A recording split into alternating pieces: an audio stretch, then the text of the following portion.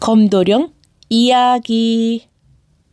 강원도 금강산 밑에 있는 강릉이라는 고을은 옛적에 조선안이 조그만 나라 여럿으로 벌려 있을 때에 세라 하는 나라였었는데 산천 경치 좋기로 유명한 곳이었습니다. 그 나라 어떤 촌동리입니다. 동리 뒤에는 큰 용이 누워있는 듯한 산이 둘러있고 그 산 위에 여러 가지 좋은 나무가 보기 좋게 무성하여 있고 동리 앞에는 버드나무와 들매나무들이 몇십 길씩 자라 있었습니다. 그래서 그 동리는 먼 데서 보면 마치 개수나무가지를 꺾어다 성을 쌓은 것 같았습니다. 그리고 그 동리 한 오리 밖에는 어여쁘고도 큰 산이 있는데 어찌도 경치가 좋은지 달 밝은 밤이면 하늘에서 신선이 내려와서 바둑도 두고 거문고도 뜯고 하였습니다. 그리고 그 산속에서는 깨끗하고도 맑은 샘이 흘러내려와서 나무 숲으로 휘몰아 동리 앞으로 잔잔하게 흘러가게 되었습니다. 어느 따뜻한 봄날이었습니다. 그 시냇물 가에는 마나님 한 분이 빨래를 하고 있었습니다. 빨래질 소리는 고요한 동리 산천에 한가롭게 울리고 솜 같은 버들꽃은 눈같이 날려서 마나님의 머리와 어깨를 스치고 물에 떨어졌습니다. 따뜻하고 한가롭고 아주 그림 같은 평화한 날이었습니다. 마나님은 괴로운 줄도 모르고 일심으로 빨래를 하고 앉았는데 그때의 벼랑간에 어떤 이상한 새 한 마리가 귀여운 소리로 지저귀면서 마나님의 앞을 지나갔습니다. 그 새의 날개가 마나님의 눈썹을 찌를 듯이 가깝게 날아가는 고로 마나님은 깜짝 놀라 머리를 들고 그 새 날아가는 것을 바라보았습니다. 어여쁜 새는 뒤돌아보지도 않고 귀여운 소리를 지르면서 발로 시냇물을 차가면서 물을 거슬러 산 쪽으로 올라갔습니다. 마나님은 빨래하는 것도 잊어버리고 그 새의 가는 것만 바라보고 있었습니다. 새는 점점 작게 베어졌습니다. 박나비만큼 보이다가 매미만큼 보이다가 파리만큼 보이다가 모기만큼 보이다가 나중에는 아주 없어지고 말았습니다. 마나님은 자기를 놀라게 한 것을 생각하면 그 새가 몹시 미웃기도 하였으련만 그래도 그 새가 눈에 안 보이게 될 때에는 저기 섭섭한 생각이 일어났습니다. 자기도 날개가 있으면 곧 그 뒤를 따라서 아름다운 산길 속으로 가보고 싶었습니다. 그래서 그 새의 날아가는 것을 한 번 더 보려고 눈을 비비고 보았습니다.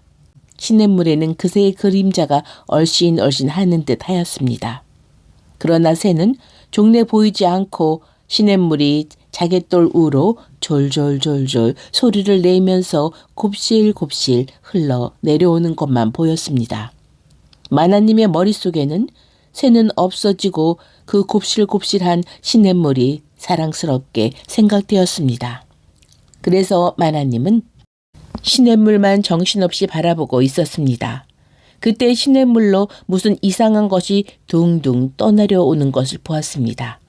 그것은 큰 수박과 같이 둥그렇고도 보기 좋게 분홍빛이 들러 있었습니다. 맨 처음 마나님은 그것을 보고 저것이 무엇일까? 하고 이상해하면서 눈이 둥글하여 그것을 자세히 보았습니다. 앞만 보아도 알 수 없는 물건이었습니다.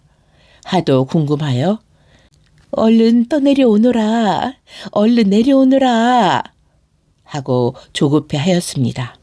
마침내 물건은 마나님 앞에까지 떠내려왔습니다. 옳다, 되었다 하고 마나님은 그것을 두 손으로 건져내었습니다. 그것은 과연 큰 수박과 같이 둥글둥글한 데다가 분홍빛 나는 부드러운 가죽이 씌워 있었습니다. 그리고 그 속에는 무엇이 들었는지 묵직하게 무거웠습니다. 한참 동안이나 그것을 이리 굴리고 저리 굴리고 하면서 들여다보다가 괴상한 물건이다 하고 그 시냇물가 바우 돌 위에 올려놓고 또 빨래를 시작하였습니다. 그러나 마나님은 그것이 무엇일까 하는 생각이 머릿속에 떠나지 않았습니다. 그것이 무슨 흉조일까 하기도 하였습니다. 그것을 누가 떠내려 보냈을까 하고 또 생각하였습니다. 그렇게 한참 생각할 때 문득 그 시냇물이 솟아나는 신선이 노는 산을 생각하였습니다. 그때 마나님은 옳다, 옳아. 이것은 흉조가 아니고 신선이 우리의 가난함을 불쌍히 여겨서 복덩이를 내려보내 준 것이야.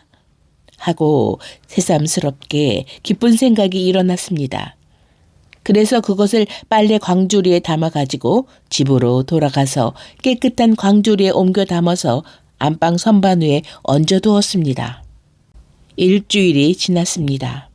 그 광주리 속에서 무슨 이상한 소리가 들렸습니다. 노파는 괴상하여 그 광주리를 내려보니 그 둥근 알은 없어지고 난데없는 어린 아가가 있었습니다. 마나님은 깜짝 놀라면서 아니 이것이 웬일이냐? 내가 자식이 없어 평생 한이더니 신선이 내게 아들을 주었구나 하고 기뻐하면서 그 어린애를 곱게 길렀습니다. 이상도하게 부쩍부쩍 자라서 7살이 될 때에는 벌써 키가 어른들과 같이 다 자랐습니다. 키가 클 뿐 아니라 힘이 무섭게 세고 그 얼굴이 먹칠한 것 같이 까맸습니다. 그 동네 사람들이 검도령 하고 불러서 그것이 마침내 이름이 되고 말았습니다. 기운 센 장사 검도령의 소년적 일입니다. 그 나라 서울에 큰 호랭이가 돌아다니며 개와 돼지와 소를 모조리 잡아먹었습니다. 그러는 중에 사람들도 많이 죽었습니다. 맨 처음에는 밤에만 돌아다니더니 나중에는 대낮에도 돌아다니면서 사람과 짐승을 만나는 대로 잡아먹었습니다. 견디다 못하여 임금님은 유명한 포수를 모조리 불러다가 그 호랭이를 잡는 사람에게는 큰 상금을 준다고 했습니다. 포수들은 저마다 그 상을 타고 이름을 세상에 낼 양으로 밤낮 호랑이 잡는 꾀를 생각했습니다. 강한 쇠로 활도 만들고 날카로운 활촉도 만들고 호랭이가 물어도 이빨이 들지 않을 갑옷도 만들었습니다. 그리하여 모든 포수들은 호랭이 있는 곳으로 찾아가서 마침내 그 호랭이를 만났습니다. 솜 광주리 같은 그 대가리와 누름빛이 나는 바랑에다가 팔뚝 같은 검은 줄이 드문드문 베낀 그 몸뚱이와 삼땅 같은 그 꼬리는 어찌나 크고도 사납게 생겼는지 보기만 하여도 넋을 잃을만 하였습니다. 그 호랭이는 포수들을 보고 엉 소리를 지르면서 달려들었습니다. 포수들은 한꺼번에 활을 놓았습니다. 그 화살은 마치 소낙비 오듯 하였습니다. 그러나 호랭이 몸에는 화살이 들지 아니하였습니다. 모든 포수들은 호랭이와 싸우다가 할 일 없이 그놈한테 모두 참혹하게 물려 죽었습니다. 이제는 임금님도 크게 낭망하였습니다.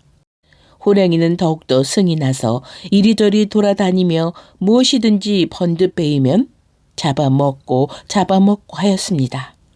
그러니까 사람들은 집집마다 문을 꼭꼭 걸어매고 구들 안에 숨어 있어서 숨도 크게 쉬지 못하고 행길에는 쥐새끼 한 마리 얼씬 못하였습니다.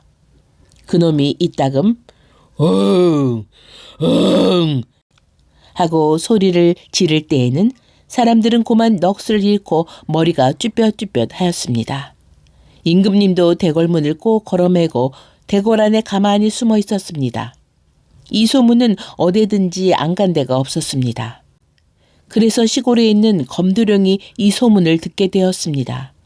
검도령은 그 소문을 듣고 분이 머리끝까지 나서 그깟진 놈! 하고 서울로 올라왔습니다. 그 어머니가 유명한 여러 포수들이 잡지 못한 것을 어린 네가 어찌 혼자 잡겠느냐. 부디 가지 말아라. 하고 만류하는 말도 듣지 아니하고 남들은 못 잡아도 나는 잡아요. 어머님 걱정 마세요. 하고서 한시 앞에 서울로 올라왔습니다. 검도령은 맨지목으로 호랭이 있는 곳을 찾아갔습니다.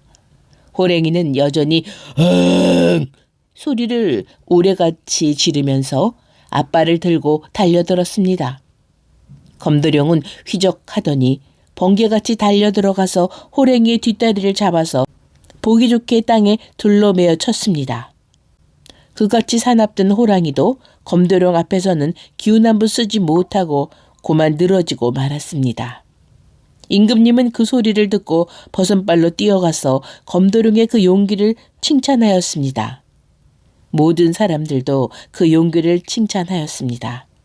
임금님은 금으로 만든 투구와 갑옷과 세상에 오직 하나라고만 하는 임금님의 차든 검을 검도령에게 주었습니다. 그리고 일생을 먹고 쓰고도 남을 좋은 보배를 많이 주었습니다. 검도령은 그것을 받아가지고 집으로 돌아갔습니다.